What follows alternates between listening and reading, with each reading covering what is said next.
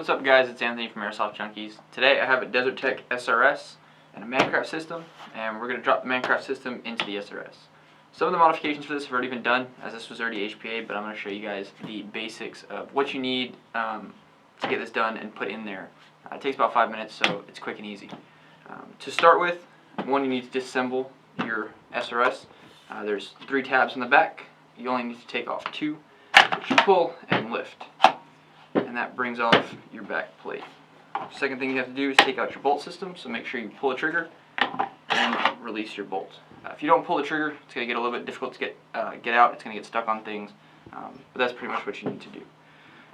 The next thing you need to do, I Dremel out the middle of this first plate just to make it easier to put in and take out the actual Mancraft system itself. It makes it a little bit easier and has less problems in the long run. I also notch out the back right here, just so it gives the line a little bit of freedom to move around in there. So we're going to take the SRS and the Mancraft real quick. In the box you'll get 2 springs. Hold on to those and don't lose them. You'll need them for tuning PSI and everything for your field. You'll get your actual nozzles pretty much, and you'll get the actual inside of the kit itself. The first part's already in there. It's a little bit tough to get out once you first put it in there. There's about 8 O-rings on this thing, so it does get stuck in there pretty well. But all you have to do is slide it in, press it in nice and tight, and that's about it.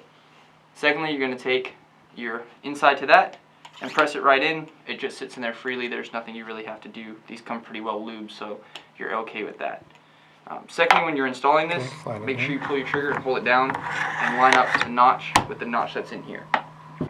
And it'll slide right in like so. Make sure to lock down your bolt, because if you don't, it's going to be slopping around and it's going to make things a lot harder for you. I change out the line. I use something that's a little bit more bendy. That way when you're actually playing, it's not getting kinked up or anything. It kind of gives it a little bit more free motion. You also want to drill out the side. I always run these out the side, because if you're laying down or anything, your line's underneath or somewhere down here. When you lay down, your line can get kinked up. You won't get consistency problems, because your line will get pinched on things and things like that. So I drill out the side, and I always run my lines out the side.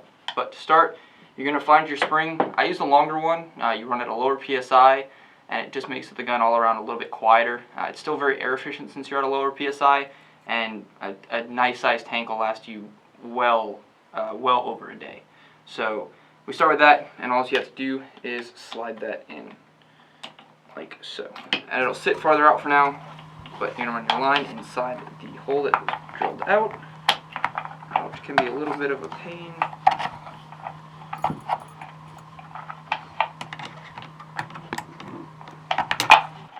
You'll run that through, and you'll take your first plate that was already notched out, and it will line up with everything else.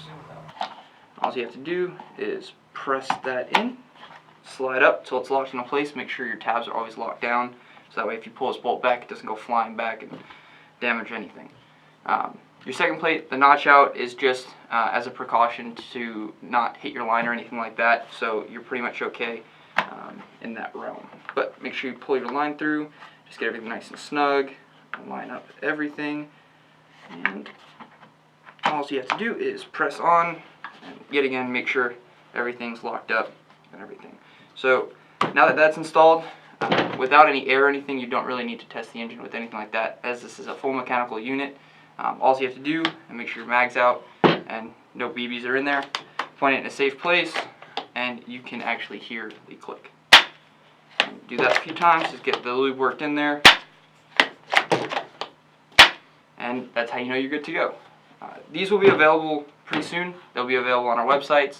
I've already installed 2 of these, so these Mancraft kits for the SRS have worked very well. They're the only real system for this besides going into a spring rifle.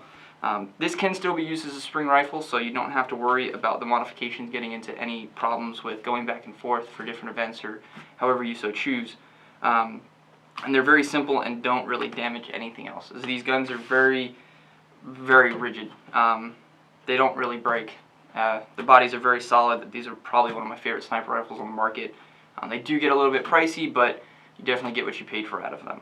On the website, these will soon be available with the Mancraft in there. We already have a spring one on there. with barrel and bucking upgrades that will also be able to be chosen depending on what you exactly want. Stay tuned. If you guys have any questions, definitely give us a call, and talk to you guys later.